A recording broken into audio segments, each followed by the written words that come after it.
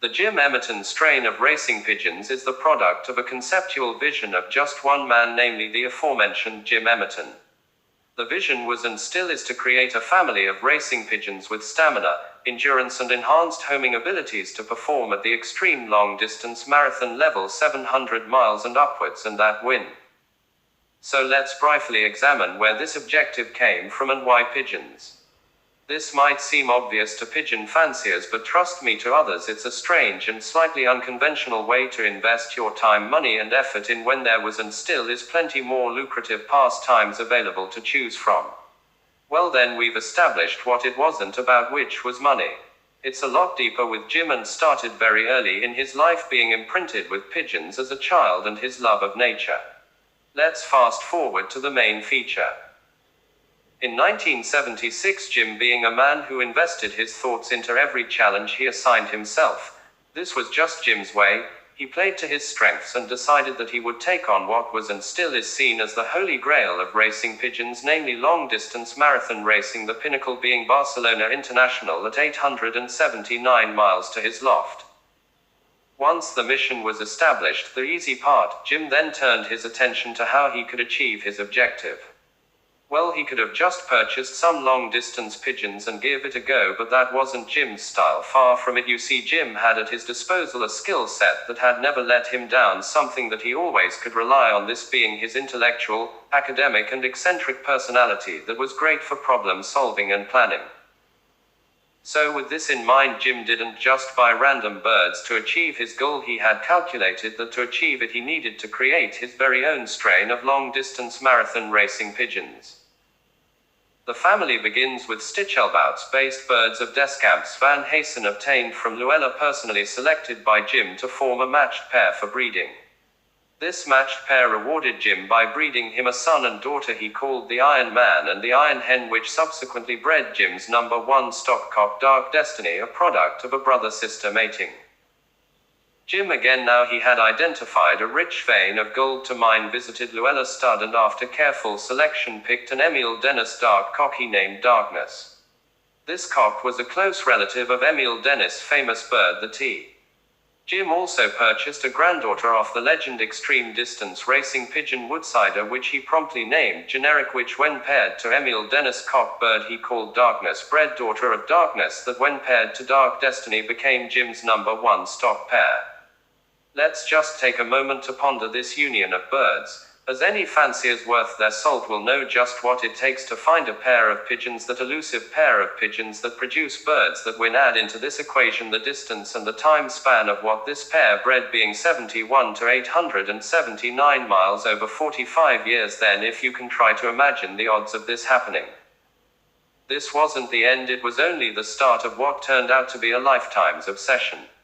Here's one for you: does lightning strike in the same place twice? Well, in Jim's case with Luella it did when he purchased two more Descamp Van Haysen Stichelbauts birds, namely a cock he called Dreadnought and hen he named Delilah, which concurrently formed a line of birds also responsible for the Dorothy's Courage Line and Deborah.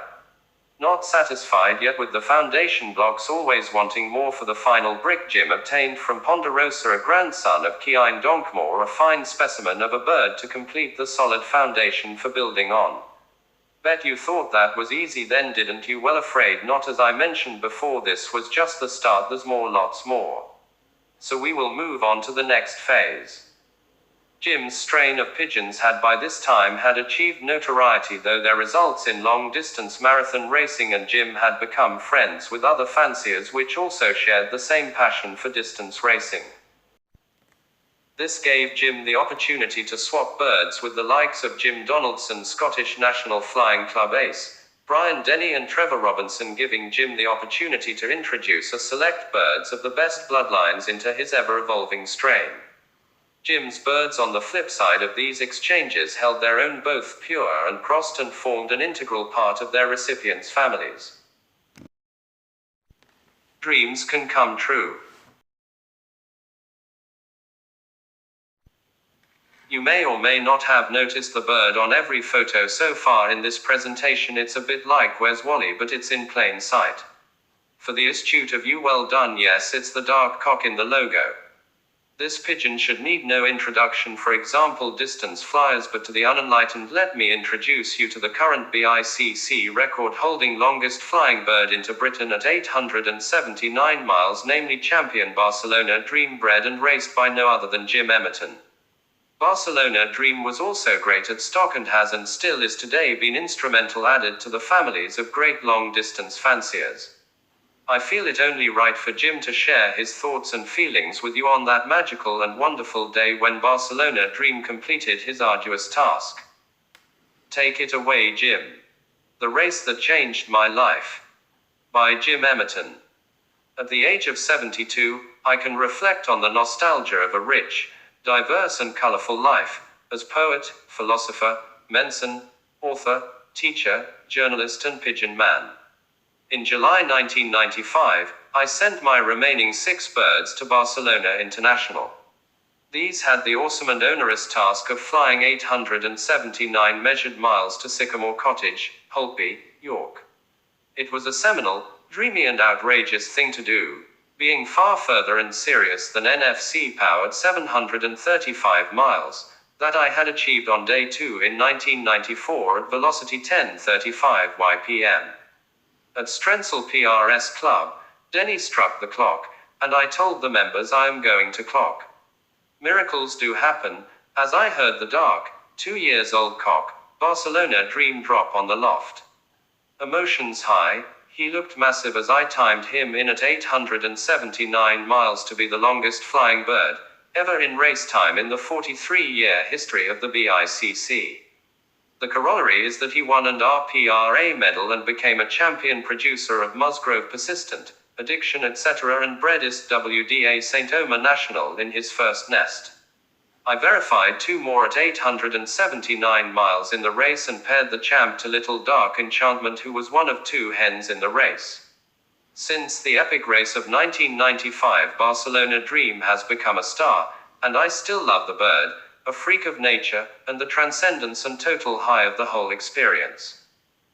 Thanks, Jim, very eloquently put.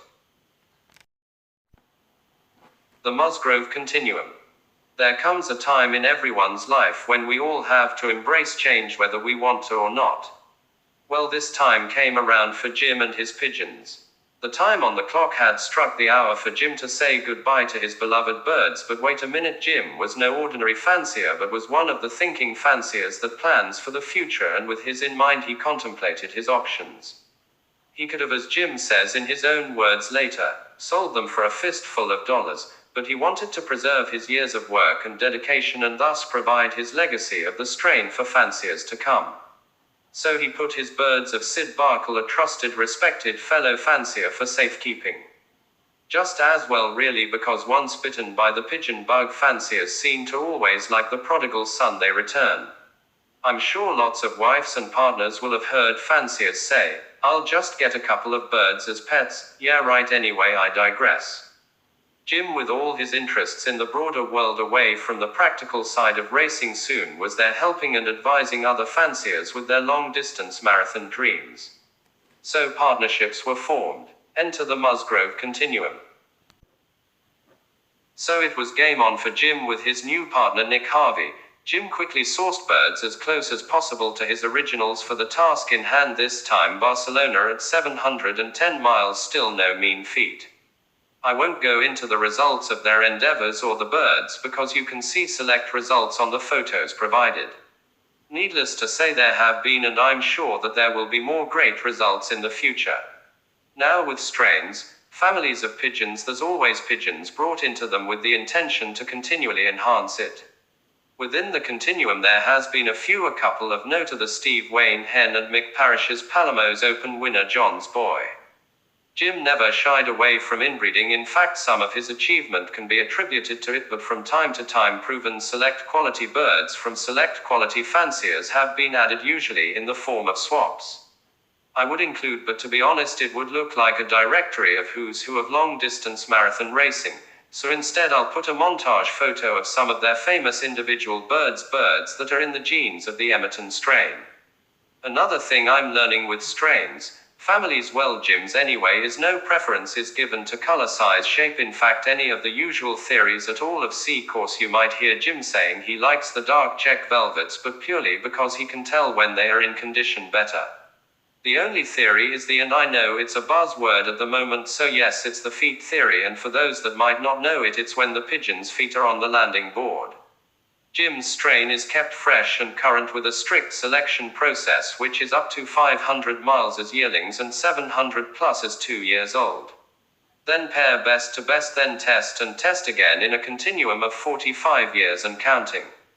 So you see, using this acid test provides tough pigeons with a great constitution that makes them a pleasure to look after. Please let me indulge myself for a moment. I can say this with confidence because, to cut a long story short, I acquired inadvertently when I purchased some direct Jim Donaldson birds which just happened to contain Barcelona Dream lines multiple times, and tested them myself, and winning my club, placed in my federation and combine at 500 miles with untrained and unraced as young birds, yearlings, something I've been trying to do for 12 years, being second a couple of times but not actually winning it.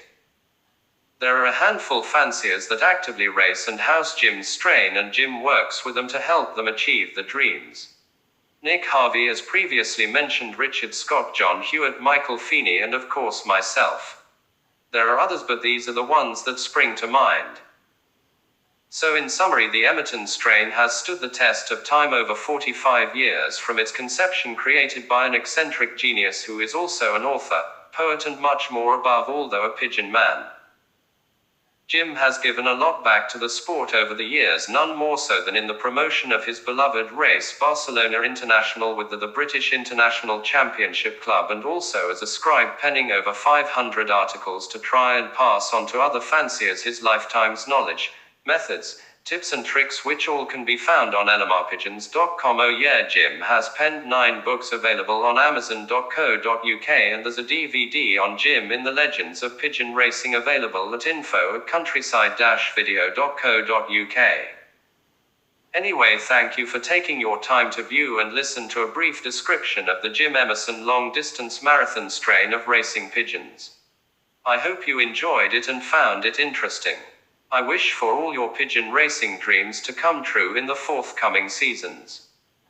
Yours in sport, Dave Bunker Briley.